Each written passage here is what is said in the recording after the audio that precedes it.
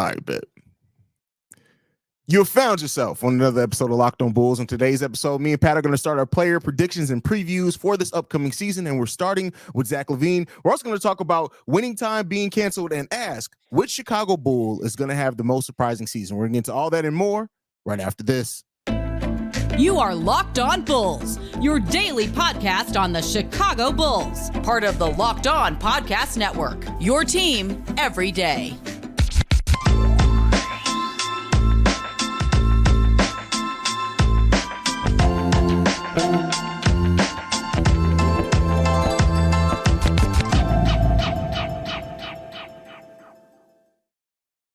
Thank you for tuning in to Locked On Bulls, member of the Locked On Podcast Network, where it's your team every day.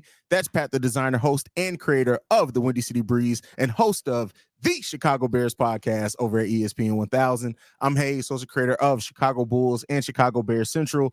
Pat, before we get into that, today's episode is brought to you by FanDuel, official sportsbook of Locked On. Make every moment more. Right now, new customers can bet $5 and get $200 in bonus bets guaranteed. Visit FanDuel.com/LockedOn to get started. Pat, we're going to start our player predictions and previews. This is something we do every year leading up to training camp. With that said, we're starting off right at the top with the player that's supposed to be our leader in Zach LaVine. One of the key differences with Zach LaVine at the start of this season than last season is he's not coming off an offseason surgery, which hopefully is going to help him jumpstart and kind of be more what we saw post All-Star break than pre-All-Star break with Zach LaVine. Also having Javon Carter there could definitely help him some. Last year with Zach LaVine, he had averages of basically 25 points per game, 4.5 rebounds per game, 4 assists per game at 49% shooting. What are you expecting from Zach LaVine this season? I need to see the leadership be the number one thing that comes up. Listen, I like Zach. I like what he does as a player. I like the talent, but we paid you to be basically the number one on this team. That means the leader of this team, and I really want to see him be able to go out there and do that. I haven't seen that from Zach LaVine to this point. Right, he was the leader by default when he was much younger. Now you kind of see him, and he's, it seems like he's doing the leader by committee type thing. Like everybody's a leader, which means nobody's a leader, right? Like realistically, you have to have a fixed point, and Zach LaVine has to be that fixed point. And I would love to see him be able to do that very much like he did in the second half of last season, where Pat Bev basically said he's the one that needs to be shooting the ball. He's an amazing talent. Give him the basketball. I actually think that Zach has the mindset of that. It's just something that we need to see more consistently than just for a portion of the season. And I think that changes everything. That changes our outlook on the season. That changes because now you've got that player, right? Realistically, Bulls fans, if we get the 28.5-5 Zach LaVine that we had, 3 years ago? We're not talking about this Bulls team as a struggling team. We're talking about this Bulls team as an elite team that goes out there and has a star to superstar level player that on a night in, night out basis can drop anybody off and be an elite scorer. That's what everybody around the NBA says he is, and we just don't see it enough. I think that you need to take that talent and the mindset that he has as a shooter and put that into, okay, hey, listen, the rest of y'all need to fall in line and let's make this thing happen. If we see that, the sky's the limit for this team coming into this season because there's a legitimate player that we can look at and count on night in and night out. I agree with that. I think that ultimately that's what we want from Zach, right? And it's funny enough that you remember Pat Bev had the thing where he said, I don't want Zach to pass at all, just shoot. Zach LaVine actually averaged more assists post All-Star break than pre-All-Star break, but I think that just speaks to how much more natural the flow of the Chicago Bulls were after adding Pat Bev. And I think Javon Carter is going to help that a lot. And it's up to Zach. Like me and you talk about a lot with Zach. Like we've seen him step up as a defender on possessions, even sometimes halves of games when he needs to.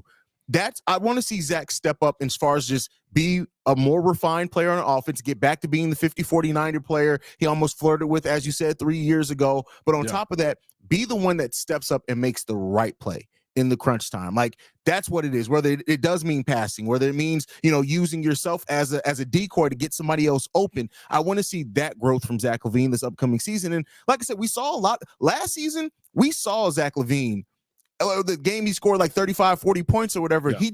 He tried to facilitate. He realized the team adjusted to him in that game and he tried to get other players open. Nobody else could hit a shot. Yeah. And that goes into it too, right? It's so funny, right?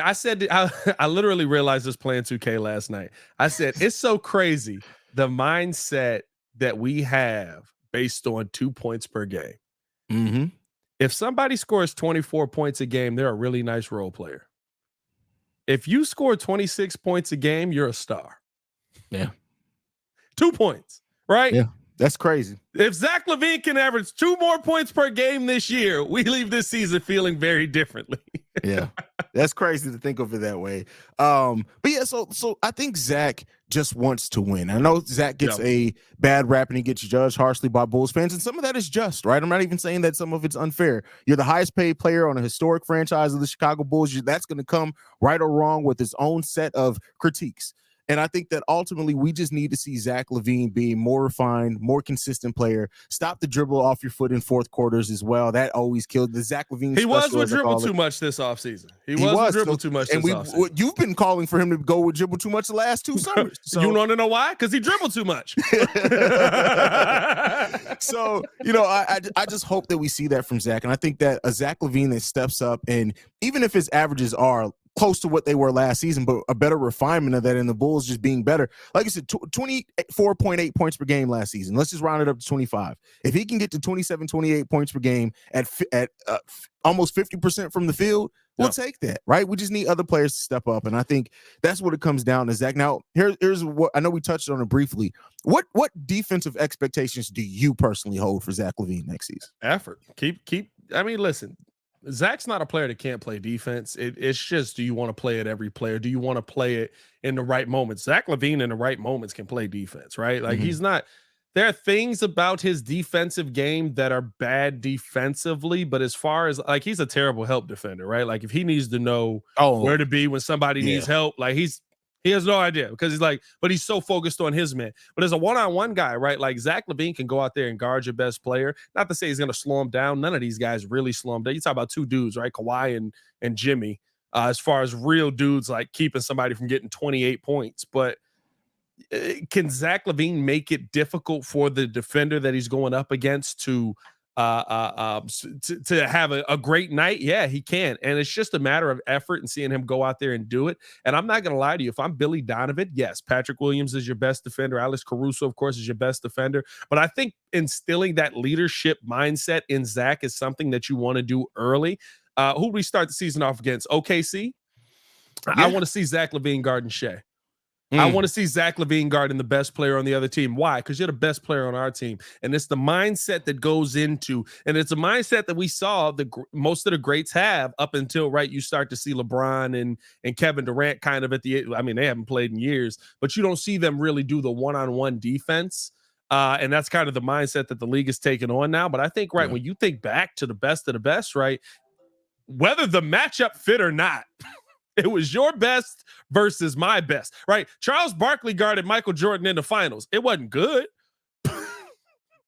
but it's your best versus my best. I want to see that from Zach LaVine. Now, are matchups going to matter in certain situations? Yeah, I don't want to see Zach guarding freaking Jokic, but which Vooch actually does a pretty good job at. If you look at his story, crazy. He does a really good job. A really good job against Jokic historically. Jokic averages like 14 points against Vooch. Yeah, it's crazy. The matchup that I'm looking for, I know you said Shea. I'm not gonna lie, I got a little scared when you said Zach LaVine. That's just who we start the season with. That's just who we start. And realistically, Javon Carter is gonna guard him. Exactly. Actually, didn't Javon Carter drop 50 on that man?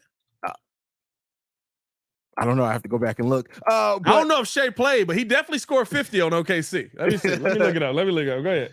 But I was gonna say I want to see we face the Pacers within our first 5 games.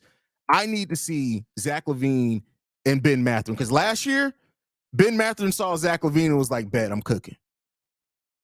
Yeah, he did. Yes, he did. You're not wrong. So I don't know if Shea was playing. I think this is the last game. No, this is the first game of the season. 11-9. Dang, he dropped 36 on him. Or maybe this is the last game of the season. Never mind. Don't worry about it. So for his career, just as because you brought it up, Nikola Jokic for his career averages 15.7 and 10.1 rebounds against Nikola Vucevic. And on the flip side of that, Nikola Vucevic averages 18.1 points, 9 rebounds, and 2.3 assists against Nikola Jokic. That's pretty good, bro. It's kind of crazy. Yeah, he's kind of crazy, actually, when you see it. When you think about it. And a lot of those Javon Carter scored those that he scored 36 on him. I scored that against Wesley Matthews, George Hill, Jordan Nwora, Serge Ibaka. Serge Ibaka? The heck was Serge Ibaka doing there? That's crazy. I didn't even know Serge was back in the league last year. That's crazy, bro. That's wild. Shout out to that. With that said, man, next up, we're going to be talking about which Chicago Bull player we think and expects to have the most surprising season. Before we get into that, though, I want to talk to you guys about our sponsor, and that's FanDuel. Snap into action this NFL season with FanDuel, America's #1 sportsbook. Right now, new customers get $200 in bonus bets guaranteed when you place a $5 bet. That's $200 in bonus bets, win or lose. If you've been thinking about joining FanDuel, there's no better time to get in on the action. The app is easy to use. There's a wide range of betting options, including spreads, player props, over-unders, and more. So visit FanDuel.com/lockedon and kick off the NFL season. FanDuel, official partner of the NFL. All right, Pat. So I know we're doing these player predictions and things like that, but I want to talk about and ask the question on who and which Bull do we think could have the most surprising season? This could be due to your own expectations of the player, maybe them exceeding what they did last season, or just a player that makes that step or leap that's kind of unexpected. Who do you got, Pat? I think we'll start it off here just because. Okay. Just Carlos Wow. Boozer. Is he going to grow hair? Is that the unexpected? So much paint. It had nothing to do with nothing. I just forgot the picture was in here. That's hilarious. So bro. much paint, bro. Like, my God. That's crazy. You paint your eyebrows, bro. Why are your eyebrows, bro? It's crazy, bro. That's wild, bro. Like, that got to be bad for the skin, bro. Like, that's crazy. Oh, God. Great value comment. But I think that the player that I believe is going to have a surprising season to a lot of Chicago Bulls fans is going to be Coby White, not because he's going to all of a sudden have this elite scoring season that we've finally been waiting for, but just because I believe that he'll finally be consistent this season. I think that that's the one thing with Coby White. Listen, if Coby comes out and gives you 15 and 6 a game, nobody's going to be upset about that, right? Like, and I think that that's a point where this season could be the season, even though we go out and sign Javon Carter, where Coby White actually takes back that starting point guard job and holds on to it, because there's nobody with any expectation ahead of him anymore. Ayo Dosunmu was that guy last season, and guess what? Ayo wasn't very good. So I think Ayo's kind of, unfortunately, as unfortunate as it sounds, I think Ayo's probably back towards the bottom of the barrel, because I don't think he's going to have hard to crack that rotation. Yeah, because I don't think end of season, how he was playing is going to change coming into this season, just because the Chicago Bulls re-signed him, right? Those minutes were all over the place at the end of the season. He'd have a game where he's playing 20. He'd have a game where he's playing 2.5, gets in the fourth quarter when the game's over, right? Like, I don't believe that Ayo Dosunmu, I don't believe that there's anybody that's really got a lock ahead of Coby White at that point guard spot. And I think that offensively, for the Bulls to start to move in the right direction, you need a guy that's going to be a threat to score the basketball. I think Kobe's got a lot more control on his game now, and I think that he's going to have a much better season now. Does that mean that like I said, he's going to have this 25 point per game, 10 assist season? I don't expect that at all, but I think that maybe he's the guy that can get in there and now that he's got a better handle, now that he's got more control over his speed, he can be somebody who can break down what defenses want to do and get Zach and DeMar more involved. Yeah, and listen, that would definitely, I think, be a shock for a lot of people, not for the fact that we haven't seen flashes of it, but if Coby is able to, in a season where we brought in Javon Carter, really step into and take over that starting point guard role and hold on to it and make that leap. Because we saw like the playmaking, the decision making, the understanding how to affect the game without when your shot isn't falling, help Coby so much. He took so many steps outside of scoring last season, and then by the end of the season, the scoring was coming along as well. So like if he's able to bring that all together in one season, that would be a great season for Coby. But I'm gonna go a different player with my list, and am I going to get completely destroyed for this? I may, but oh well. I'm going to go for it. I think that this is a season. I'm not going to say he's starting off getting minutes, but I think that somebody's going to eventually go down, and I think that Dalen Terry is going to play such great defense this season that it makes Bulls fans turn their thought process from thinking, hey, this is a player that he may not even be able to play in this league, which some people do because of his shot. But I think Dalen Terry is going to come in and try to set the tone so much defensively and offensively that the opportunities aren't going to come early for him. So let me be clear there. This may be something that we don't even see until towards the end of the season. But I think it's going to be a matchup where Billy Donovan is going to have to call on Dalen because he needs a defensive presence. And I think Dalen is going to show some things in that. And I think he's going to use that to build off the rest of the season going into next year. Here's the weird part about Dalen, right? I wanna be on board with you, but is Dalen ahead of Julian Phillips? That is a great. That is like, honestly a great don't question. know. Like I don't know how to feel about it. The only reason why I would say probably yes is because Billy. But that's the thing. Like Billy Donovan is like 2 for 2 with rookies. Patrick Williams and Io played early. Dalen and Marco didn't play early at all. So like, it's hard to judge that. I do think this, though. I think that if Julian Phillips' defense is what it was cracked up, is what it's been made out to be, I can absolutely, because he's going to be needed at more of a position of need, the 4 and the 5. I can absolutely see Billy Donovan playing Julian Phillips as a small ball 5. Yeah. And if that happens and Julian Phillips' defense and rebounding can stand up, I can't argue with you on that one, bro. And I think that's the only thing, right? Like, there's too many of the same guy on this team, and whether they're the same guy or not, right? Like, you got rid of DJJ. They have the same flaws. You got rid of DJJ. You brought in Julian Phillips. You had Dalen Terry already, right? Like, I look around, I'm just like, it's like the Spider-Man meme standing around everywhere on this team. And realistically, it's just a matter of what is Dalen's role on this team going to be. If it was, I'm not gonna lie, if it was energy, you'd have put him in last season, right? Like if that's what you were missing, true. And it felt like that, you would put him in last season. It felt like when you put him in, he gave you the energy, he gave you, but there's got to be something about his game because like there are guys that get on the floor just to be hustle guys. There are guys that get on the floor. Like there has to be something that's keeping him off the floor that you can't put him out there with the team that we currently have. And I'm wondering if he's improved upon that. Julian Phillips is basically coming here just to be a 3-and-D guy. Now you got to make sure that the 3 is on point, but that's really all you drafted him to be. And at the end of the draft, right, you're just hoping that he pans out as far as a guy who can shoot the 3 ball and can defend.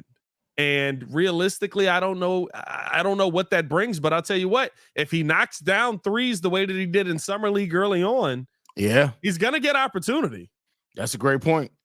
A great point. Opportunity is really all it comes down to. Like a lot of these guys can play, but it's about can they get the opportunity to go out there and make plays. So I really want to see what that's going to be. I don't know what Dalen's going to be. I guess my question to you would be, right, like what is his role on this team outside of just he's got a lot of energy because he's young? Well, that's what I said, defense. I didn't even necessarily point to like defense. I think that Dalen, for him to get minutes, has to hang his hat. And much like Jimmy, keep in mind, Jimmy's second year, we didn't see a lot of Jimmy. I think in the second year, he averaged like 12 minutes per game, if I'm not correct. I'm sure you'll fact check me on that one. But like that was the second year of Jimmy was the year that we saw Jimmy become the Carmelo stopper. Tibbs put him in specifically in matchups against a Carmelo, and then he started putting them in against other wings, and then we were like, "Hey, that Jimmy guy can actually defend." And then by the third year, second year in the league, he averaged 26 minutes a game. What? Is that real? Let me double check this. But yeah, well, you know why though? If I'm not mistaken, Luau got hurt. Right, Luau was dealing with the spinal tap. Was his second year in the league? Bro, they just had a huge Hulu advertisement pop up on Basketball Reference. Jesus, that scared me. All I saw was Jalen Hurts' Jimmy face. Butler averaged 26 minutes a game his second year in the league. I would love to see the game log on the game by game on that because it feels wrong. It feels that's very one of those wrong. Stats that just feels wrong. I'm just going back, bro. I got a fact. So okay, now, he only started off. 20 games. Though. I wasn't off. So the first month of the season, he averaged 11 minutes. The second month of the season, 16. The third month of the season, 20. And then he just kept going up from that. Because Luau never came back. Yeah. And he started actually proving himself to this. In April of his second year, this is what got his average up so high. In April of his second year in the league, he never came off the court. Per game. Yeah, he never came off the court. He never came off the court. Wow, 42 minutes a game as a sophomore in the month of April. That's wild, bro. Bro, his career average with the Bulls is 38 minutes a game. That's crazy. We almost killed Jimmy, bro. Jimmy loved that though. I know like he Jimmy, did. Hey. Jimmy loves that, bro. You know what's crazy about this too is the Jimmy Butler progression is really the one where if you look at the numbers, you don't think of Jimmy as we think of Jimmy. Because he's only a guy that puts up like 20 points a game. Absolutely. He's not that, but like when you see him, I just remember all of the pundits just, oh, he'll never be a number one that can lead a team to the fight. I remember everybody saying that, bro. And it's just like, all right, bro. Well, you know, he's only done it twice now in the last 4 years. Yeah. I don't know, man. It's weird. It's weird. Shout out to Jimmy Butler, man. Bulls legend. But yeah, so he averaged 26. That's crazy, bro. That's wow. Now he was averaging 42 minutes a game at the end of the season, bro. That's only 48 minutes. That's wild, bro. Oh man, shout out to Jimmy. Man was resting 6 minutes a game. That's crazy, bro. With that said, man, we want to remind you guys that Locked On Bulls is free and available on every podcasting app and platform of your choice, as well as YouTube and the Odyssey app. Pat, last topic of the day. Winning time has been canceled, bro. Me and you just recently talked about, them eventually moving on from the Lakers, maybe going into, the Chicago Bulls era, or any other era that they could have went into, man. What do you think about this show being canceled when I think that it's at its best? It's gotten better every episode. So what do you think about it? I think somebody has to pick this up, right? A Showtime or a Stars, or like, where's 50 Cent when you need him, bro? Like now, all of a sudden, right now we're doing the AI story and there's guns everywhere. But you know what I mean? Like, it's just who are you going to go out and get that's going to pick this show up? Because I think that this show is elite. And listen, it's with a grain of salt. Like I see some people, I'm not gonna lie. There's some people that talk about Winning Time like it is 100% factual. And it's usually old heads that think you don't know what you're talking about. They just be like, no, that's exactly what was happening. They be telling you what was happening back in the day. And you'd be like, bro, that's a scene in Winning Time, bro. I seen that, bro. Like, get out of here. But right, like I think there's some really pivotal moments that still touch on what we're seeing in basketball today, right? Like the Pat Riley scene is elite, where Pat Riley finally asserts himself as coach. Yeah, that's elite, bro. I've watched that scene stand alone probably 30 times. That's there's scenes in specific sports movies that literally you'd be like, hey. That's like there's a lot of them in tennis in the Remember the Titans, but then we found out that was all live. Another yard. But shout out to Winning Time, man. Such an amazingly written show, and I do hope that somebody picks it up because I think Winning Time can go. There's so many different directions. You can naturally follow just characters that naturally come from you can go from the Lakers, right? And go into the end of that Magic era, and then that coincides with the Bulls, right? The Bulls taking over. You can go in the Bulls era, follow that from the Kobe era, right? You can go in so many natural progressions. Said this to me last night, though. They said, would Michael sign off on somebody playing his likeness? And I was like, probably not, which is why you'll probably never go Bulls. Because remember, I don't know if y'all remember this. There's a Michael Jordan Lifetime documentary movie. It was horrible. Like, but the only thing Michael doesn't have to sign off on somebody using his likeness. Not in that sense. Not when you're telling something historical. They don't have to sign off on that. Now you would probably want to get him to sign off so he can support the show. Like if me and you. Well, I guess that's true because Jerry West didn't like it, right? Exactly. Jerry West hates Winning Time. Yeah. And he's like the main character in it, doing cocaine and trollops. Yeah. Yeah. But that's interesting. I didn't know that. I thought they had to approve. Ain't that the whole I guess that's for college students, but ain't that the whole name, image, and likeness thing? But that's in video games. So you're not doing a recreation of a actual historical event. Like you're putting players so that's a different thing. But like if you're telling history, no, you don't. They don't have to sign off on that. It's just like the Winning damn Time is like 80-20 though. How what's the threshold for history here? That's what I was gonna say too. Because there's a lot of Lakers that have been like, that didn't happen. There's a whole channel on YouTube, and I forget the channel off the top of my head, that literally after every episode of Winning Time drops, they do here's what really happened versus what was in the show. And I always watch it. I'm just like. I like that. Funny, I like that though. But I thought, there's so many places you can take it just for the people that are in it, right? Like, how do you not go down and do Winning Time for the Larry Bird? Because the dude that plays Larry, I ain't gonna lie to you. I don't know. I don't know if Larry was actually like that, but based on how it sounds, that's pretty close to Larry. Hey, man showed up to Indiana State in jeans and some clodhoppers and said, bro, keep count, coach. Larry Bird was something special, bro. That's all I can say on that one. I can't say what I want to say on Locked On, but he was something else, bro. He's got the confidence of a businessman on the court. That's what I'll say. You know what I mean? Like, these are facts. Hey, that man walked on the court and said, I thought y'all was going to give some competition. Like, I just feel like there's so many places you could take it. And I would have loved to see them do that. I want to see them do more of it. And I think, right, the Lakers dynasty should just be the tip of the iceberg. And I'm not gonna lie to you. I want to see this with like who's the writers on this? Like, you need to be doing this with every sport. You know how many good dynasties you can get in sports with this?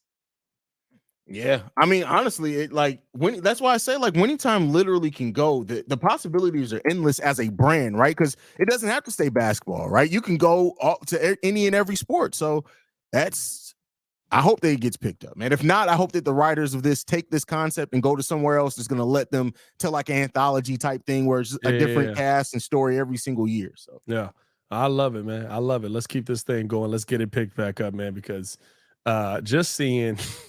Can you imagine like a Phil Jackson scene on there? Like, bro, we would think of Phil is so weird, bro. Oh, for sure. No, a Jerry Reinsdorf. Who would you get to play Jerry? Jerry. Jerry still looked the same. I have no clap back on that one. That's facts. That's facts. You just get Jerry to play Jerry. I would love to have a nice soup. I told Scottie Pippen not to sign the contract. I mean, shoot, you got to get Chief Blackhawk to play Scotty. I don't know if we could pull that off. And then, you know, I don't know. We did this episode pretty much, right? Like just talking about people that could play. Go find that episode, bro. If he didn't pass away, which I think he passed away. I don't want to kill nobody that actually dead. Let's not kill nobody, bro. Paul Giamatti would be a great Phil Jackson. I do believe Paul Giamatti is gone. Okay. So I didn't want to kill nobody. No, Paul Giamatti is still alive. We have killed him. We have killed Paul Giamatti. We have killed Paul Giamatti. Paul Giamatti was just in a show. Paul Giamatti would be a great Jerry Reinsdorf. He's got the voice right. Exactly. The voice is perfect. Like Jerry, but you would have to do something with the look, but the voice is perfect. Yeah. He'd do a great Phil. I mean, not Phil Jackson. Great Jerry Reinsdorf. We don't want to kill nobody. I think Paul Giamatti's dead. He is very alive. He's in a movie right now. He is filming today. Hopefully, Paul Giamatti isn't a Locked On Bulls fan because he's probably watching. I'm like, really feel bad now, bro. Like, really, guys, you just gonna kill me like that? That's what we doing. Hey, we just want you to play Jerry, bro. But no, I just. There's so much that's left. I want to see somebody, even if it's not a winning time style story, just do the real non-Michael Jordan view of the 90s Bulls. Because the Michael Jordan view is viewed with very different things, and it's always spoken of in a glowing light. Mm-hmm. I want to know what the Phil Jackson view or the BJ Armstrong view or the John Stockton view.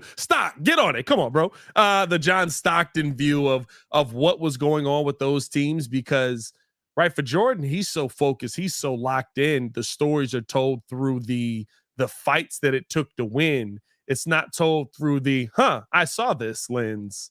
And I think that would be a really cool way to tell the Jordan story. Or we'd hate it because it would expose a lot of things that 90s media basically brainwash people on. Bro, I'd be on that. I'm on that with 90s media, bro. Muzz act like this man just could never do no wrong. Yeah, that's a fact. That's a fact. Did that cocaine. No, I'm just playing. It's time to go. Any Follow part us on words? Everything I think I just gave him. Follow us on everything at Locked On Bulls. You can follow me on everything at Pat the Designer. He did that cocaine. You guys can follow me at CEO Haize, the CEO Haize. I want to thank you guys for tuning in to yet another episode of Locked On Bulls, man. Me and Pat will be back tomorrow with our unusual brand of just hilarity, I guess is what you want to call it, man. Bulls ball day is coming soon, man. Bulls basketball is coming back. Ball day soon. It's a Mike Wilbon quote, bro. Like, he says it all the time.